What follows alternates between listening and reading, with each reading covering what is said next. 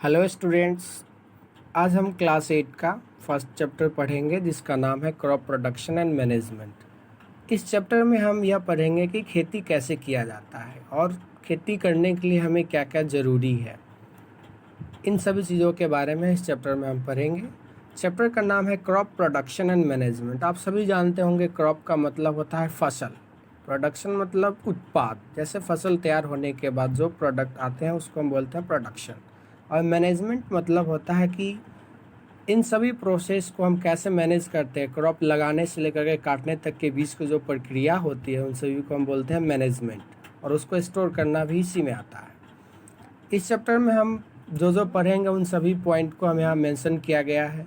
जैसे पहला टर्म है एग्रीकल्चर, दूसरा टर्म है selection of seed before sowing. जैसे कि हम बीज लगाने फसल में हम फसल जैसे ये टर्म जो है selection of seed before sowing, इसका मतलब होता है कि जिस चीज़ का हम फसल लगा रहे हैं उसका बीज हमको पहले से तैयार रखना पड़ता है।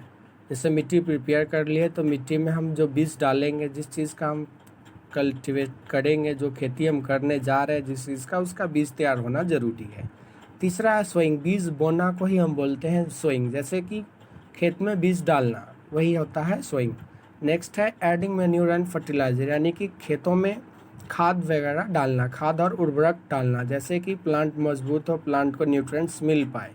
नेक्स्ट है मेथड ऑफ एडिंग मैन्योर, कैसे खाद हम डालेंगे खेतों में। नेक्स्ट पॉइंट है हमारा यूजिंग मैन्योर एंड फर्टिलाइजर, यानी इसका यूज़ कैसे कैसे हम लोग करेंगे, कब करेंगे, कितने स्टेज पे पढ़ेंगे, इन सभी चीज़ों को पढ़ना है। नेक्स्ट है इरिगेशन, फसलों में पानी देना। जैसे पौधों को पानी की ज़रूरत पड़ती है, जैसे हम लोगों को भी खाने के बाद पानी की ज़रूरत पड़ता है, वैसे ही प्लांट्स को भी पानी की ज़रूरत पड़ती है। इसी प्रोसेस को इरिगेशन कहते हैं। नेक्स्ट है प्रोटेक्शन फ्रॉम वीड, फसल जब तैयार होते हैं उन क्रम में जंगली घास जो होते हैं फसल के बीच में ग्रो कर जाते हैं, तो इनको कैसे रिमूव करना है, इनको कैसे हटाना है, इस चीज़ के बारे में हम पढ़ेंगे। उसके बाद नेक्स्ट है हमारा हार्वेस्टिंग, फसल तैयार होने के बाद उसको काटना ही हार्वेस्टिंग कहते हैं। जब फसल तैयार हो जाएंगे तो उसको हम खेत में छोड़ तो नहीं सकते, उसको तो काटना हमारे लिए बहुत इसेंशियल है। नहीं काटेंगे तो हम उसको खाएंगे कैसे, उसको स्टोर कैसे करेंगे। लास्ट है हमारा सेकेंड लास्ट है स्टोरेज, जैसे फसल तैयार होने के बाद उसको हम स्टोर करेंगे ताकि सीड भी तैयार कर सके और उसको हम अपने खाने पीने में भी यूज़ कर सकें। लास्ट है production of food from animal, और इसी चैप्टर में क्रॉप प्रोडक्शन मैनेजमेंट में हमको ये भी पढ़ना है साथ साथ कि जानवरों से हमको फूड कैसे मिलता है, जानवरों द्वारा हम भोजन कैसे प्राप्त करते हैं, इन सभी चीज़ों को पढ़ना है। तो सबसे पहले आप जानिए क्रॉप्स होता क्या है। तो क्रॉप क्या है, जैसे हम किसी एक फील्ड में जैसे आप जानते होंगे कि फील्ड क्या होता है, खेत जिसको हम बोलते हैं। तो वहाँ पे वो एक फील्ड में हम एक ही तरह के प्लांट को अगर हम बड़े पैमाने पे अगर हम लगाते हैं तो उसको हम कहते हैं क्रॉप, और जिस प्लांट को हम लगाते हैं उसको कहते हैं क्रॉप प्लांट। जैसे कि अगर हम पैडी का खेती करें यानी धान का खेती कर रहे हैं तो धान का पौधा यानी पैडी का पौधा हम पूरे खेत में लगाएंगे, पूरे फील्ड में लगाएंगे, और पूरे फील्ड को हम कहेंगे पैडी क्रॉप्स। उसी तरीके से नेक्स्ट वर्ड है हमारा एग्रीकल्चर। ये एग्रीकल्चर लैटिन वर्ड है, ये दो वर्ड से मिल करके बना है। पहला है एगर, जिसका मीनिंग होता है फील्ड यानी खेत, और दूसरा है कल्चर, जिसका मीनिंग होता है केयर करना, यानी खेत में हम फसल लगाते हैं तो उसकी देखभाल करना। इसी को दोनों टर्म को ऐड करके बना है एग्रीकल्चर। क्रॉप होता क्या है, जैसे फार्मर तरह तरह के प्लांट्स खेत में लगाते हैं, साथ में फार्मर जो है प्लांट के साथ साथ जानवरों का भी यूज़ करते हैं, जानवरों से भी वो भोजन प्राप्त करते हैं, फूड प्रोडक्ट प्राप्त करते हैं, जानवरों से अदर प्रोडक्ट भी प्राप्त करते हैं। तो जानवरों को पालना भी कहलाता है डोमेस्टिकेशन। ये सभी वर्ड इंक्लूड होते हैं एग्रीकल्चर में।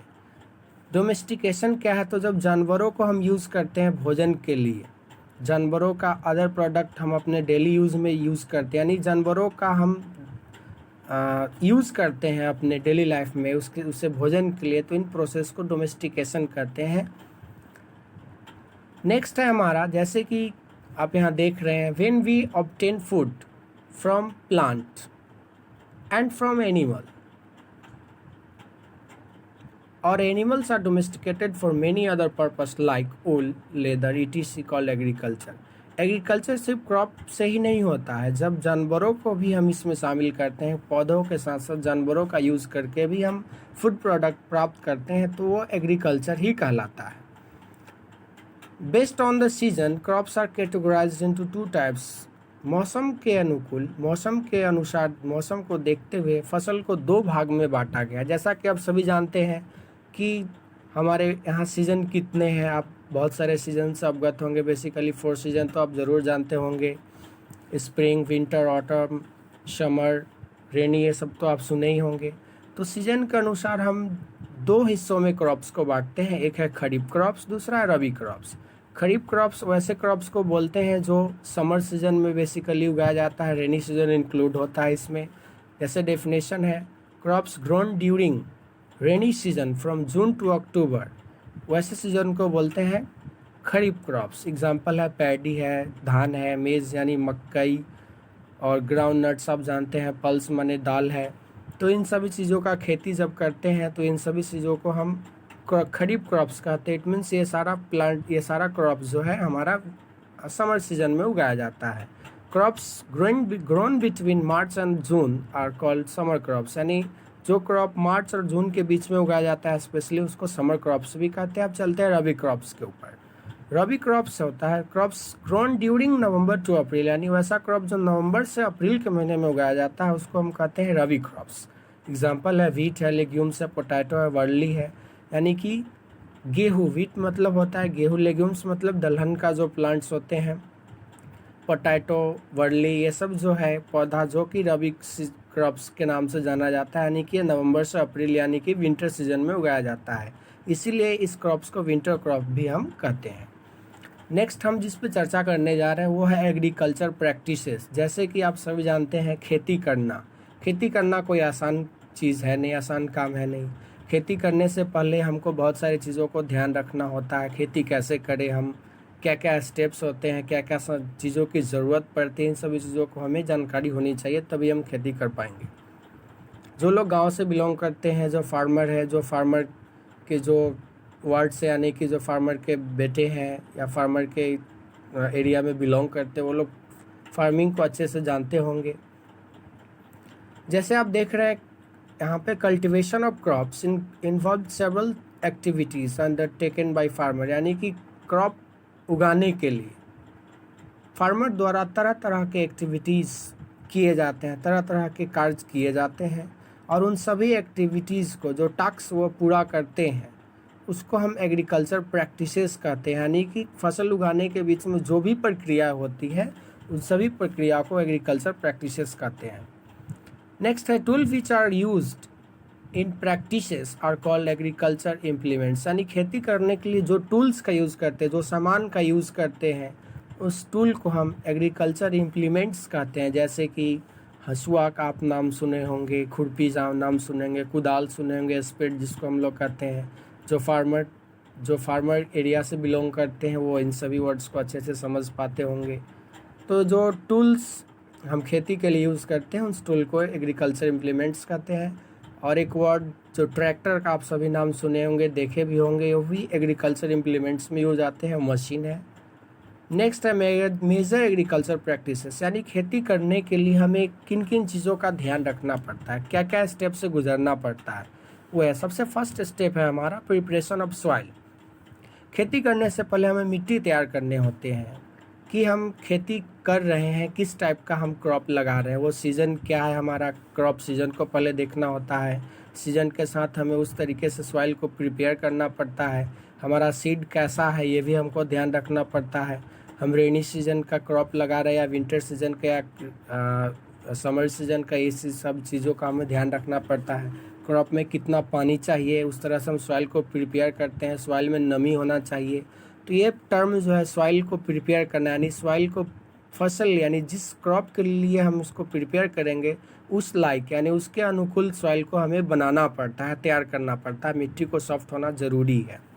दूसरा है सोइंग, यानी कि फसल जब सॉइल प्रिपेयर हो जाता है तो उसके फसल लगाने से पहले जिस चीज़ का हम सीड लगाने जा रहे हैं, जिसका हम क्रॉप लगाने जा रहे हैं, उसका हमें बीज तैयार करना पड़ता है और उस बीज को हम मिट्टी के अंदर डालते हैं या छिड़काव भी करते हैं। इसका बहुत सारा प्रोसेस है जो कि हम अगले वीडियो में जानेंगे बारी बारी से। तो सोइंग मतलब होता है बीज मिट्टी में डालना, यानी कि मिट्टी के अंदर जब सॉइल प्रिपेयर कर देंगे तो बीज को इसमें हम डाल देते हैं, उसी प्रोसेस को बोलते हैं सोइंग। नेक्स्ट है एडिंग मैन्यूर एंड फर्टिलाइजर, यानी कि जब हम बीज को लगा देंगे, फसल जब हमारा थोड़ा अंकुर जाएगा यानी हल्का ग्रो करता है, तो उसको न्यूट्रिएंट्स चाहिए, जो कि कुछ न्यूट्रिएंट्स तो उसको स्टार्टिंग में हम जब सॉइल प्रिपेयर करते हैं तो उसमें हम डालते हैं।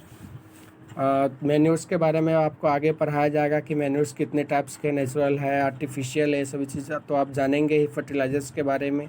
तो ये सब चीज़ जो है न्यूट्रिएंट्स का काम करता है फसल में, तो इनको हम डाल करके न्यूट्रिएंट्स सॉइल में बढ़ाते हैं, जो कि जो क्रॉप है हमारा उसको आसानी से ले सके और ग्रो कर सके। तो मैन्यूर और फर्टिलाइज़र का हम लोग इसलिए यूज़ करते हैं। नेक्स्ट है हमारा इरिगेशन। जब फसल थोड़ा ग्रो कर जाता है, क्रॉप थोड़ा मिट्टी से निकल के ऊपर आ जाते हैं, तो उसको पानी की ज़रूरत पड़ती है समय समय से। तो फसल में समय समय से पानी देना ही कहलाता है इरिगेशन, यानी सिंचाई। नेक्स्ट है जब फसल हल्का ग्रो कर जाता है तो उसके फसल के साथ साथ कुछ जंगली घास भी ग्रो करते हैं, तो उस जंगली घास को हटाना ही कहलाता है प्रोटेक्शन फ्रॉम वीड्स, यानी फसल को जंगली घास से बचाना। ये ज़रूरी इसलिए होता है कि जंगली घास जो है न्यूट्रिएंट्स जो हम फील्ड में हम डाले हैं, जो हम सॉइल के साथ जो न्यूट्रिएंट्स मिक्स किए हैं, मैन्यूर और फर्टिलाइज़र जो डाले हैं, तो ये वीड्स जो है, जंगली घास जो है, उसको एब्जॉर्ब करके वो फसल से तेज़ी से ग्रो कर पाते हैं और फसल के लिए कमी हो जाती है न्यूट्रिएंट्स को, ताकि ये जल्दी जल्दी उसको लेकर के ग्रो कर जाते हैं। जंगल जो उत्पन्न हो जाते हैं खेत में, तो उसको हटाने के लिए, उस जंगल को रिमूव करने का ही प्रोसेस है प्रोटेक्शन फ्रॉम वीड, यानी जंगल को हटाना। नेक्स्ट पॉइंट है protection from birds, animal and insect, यानी कि इन जंगल के साथ साथ हमें फसल को चिड़ियों से, जानवरों से और कीड़े मकोड़ों से भी बचाने की ज़रूरत पड़ती है। तो इस प्रोसेस को हम बोलते हैं protection from birds, animal and insect, यानी कि जानवर, पक्षी और कीड़े मकोड़े से फसल को कैसे बचाया जाए।